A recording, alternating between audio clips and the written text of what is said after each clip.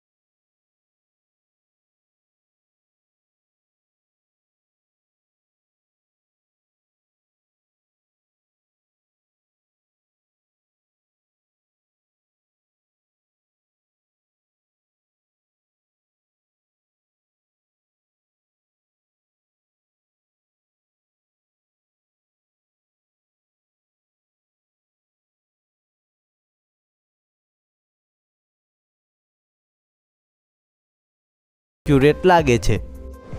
હવે વાત કરીએ ટ્રીક નંબર 2 ની, તો આજે ટ્રીક નંબર 2 છે એ ખૂબ જ ઇમ્પોર્ટન્ટ છે અને ઘણા બધા પ્રો પ્લેયરો તમારાથી આ ટ્રીકને છુપાવે છે। વન ટેપ મારવાનો સૌથી બેસ્ટ મોકો ત્યારે હોય છે જ્યારે એનિમી તમારા ઉપર ફાયર કરી રહ્યો હોય, અને જેટલા પણ પ્રો પ્લેયરો હોય છે એ આ વાતને જરૂરથી ધ્યાનમાં રાખે છે અને એ લોકો પહેલું ફાયર નથી કરતા। તમે જ્યારે પણ કોઈની સાથે વન ટેપનું કસ્ટમ રમી રહ્યા હોય તો તમે એક વાત ધ્યાનમાં રાખવાની છે તમારે કે ભાઈ તમારે પહેલું ફાયર નથી કરવાનું। જ્યાં સુધી એનિમી ફર્સ્ટ ફાયર ના કરે ત્યાર સુધી તમારે ફાયર નથી કરવાનું, તમારે એને પહેલું ફાયર કરવા દેવાનું છે અને જ્યારે એ પહેલું ફાયર કરે પછી તમારે તરત જ ડ્રેગ કરવાનું છે। ઘણીવાર તમારી સાથે મિત્રો એવું થતું હશે કે તમે ડેઝર્ટ ઈગલ લઈ અને સામે વાળા ઉપર ફાયર કરો, તમારી ગોળી તો હવામાં જાય છે પણ સામે વાળાની વન ટેપ તમને લાગી જાય છે। હવે આવું એટલા માટે થાય છે કેમ કે ભાઈ તમે પહેલું ફાયર કર્યું છે અને તમે જ્યારે ફાયર કર્યું ત્યારે તમારી મૂવમેન્ટ 1 સેકન્ડ માટે લોક થઈ ગઈ હોય છે, અને એ જ સમયે જો સામે વાળો પ્લેયર તમારા ઉપર ડ્રેગ કરી અને ફાયર કરે છે તો તમને વન ટેપ લાગી જાય છે। તો હવેથી તમે આ ભૂલ ના કરતા।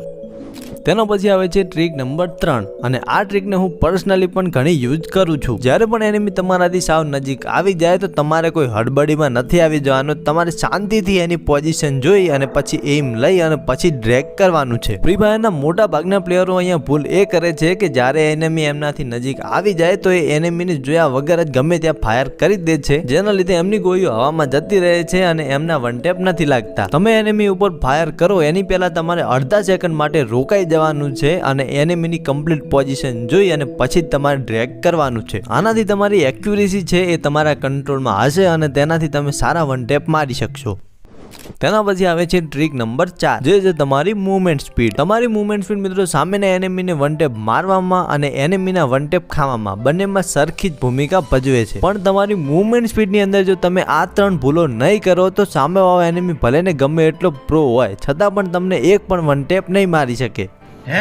જેમાં સૌથી પહેલું છે તમારું કંટ્રોલ, બીજું છે જમ્પ અને ત્રીજું છે ફર્સ્ટ ફાયર. ઘણીવાર તમે એનિમીની ઉપર રશ કરવા માટે આવી રીતે સીધા દોડીને જતા હોય છો અને એનિમી તમને ઇઝીલી વન ટેપ મારી દેતા હોય છે. અને બીજું કે તમે ઘણીવાર જમ્પ કરતા કરતા પણ વન ટેપ ખાઈ લેતા હોય છો. તો બને ત્યાં સુધી તમારે ગેમમાં કૂદકા ઓછા મારવાના છે. અને જ્યારે પણ કસ્ટમ વસ્ટમ રમવા જાઓ ત્યારે ભાઈ તમારે નૂબ વોક નથી કરવાનું. જો સામેવાળો એનિમી સારો હશે તો તમને નૂબ વોક કરતા કરતા જ વન ટેપ આપીને જતો રહેશે. અને સૌથી છેલ્લી વાત કે ભાઈ તમારે ફર્સ્ટ ફાયર નથી કરવાનું. જો તમે ખાલી આટલી વાતોનું ધ્યાન રાખી લીધું તો સામેવાળો એનિમી ભલે ને ગમે એટલો પ્રો હોય પણ તમને એ વન ટેપ નહીં મારી શકે. તેના પછી આવે છે ફ્રી સ્ટાઇલ વન ટેપ. પણ આ વન ટેપ ને મારવા માટે મિત્રો તમે ઘણી બધી પ્રેક્ટિસ કરેલી હોવી જોઈએ. જ્યારે પણ તમે 1v2, 1v3 અથવા તો 1v4 રમી રહ્યા હોય ત્યારે તમે આ સ્ટાઇલથી વન ટેપ મારી શકો છો. આની અંદર તમારે તમારી મૂવમેન્ટ સાથે જ તમારે વન ટેપ મારવાના હોય છે. ઘણા બધા વિદેશી પ્લેયરો આ ફ્રી સ્ટાઇલની મદદથી વન ટેપો મારતા હોય છે. આની અંદર તમારે પ્રોપર જમ્પ લઈ એનિમીની પોઝિશન જોઈ અને પછી તમારે ડ્રેગ કરવાનું હોય છે. અને જેવી જ કોઈ એનિમીને કનેક્ટ થઈ જાય એટલે તમારે ગન સ્વિચ કરી અને દોડવાનું હોય છે. તેના પછી આવે છે મિત્રો રીલોડ ટ્રીક. આ ટ્રીકમાં તમારે ગનની એક ગોળી ફાયર કરી અને તરત જ તમારે રીલોડનું બટન દબાવવાનું છે. આ રીલોડ ટ્રીકની મદદથી મિત્રો તમારે એકદમ મસ્ત વન ટેપ લાગશે. અને ખાસ કરીને જ્યારે તમે ડેઝર્ટ ઈગલ વાપરતા હોય ત્યારે તમે આ ટ્રીક જરૂરથી વાપરજો.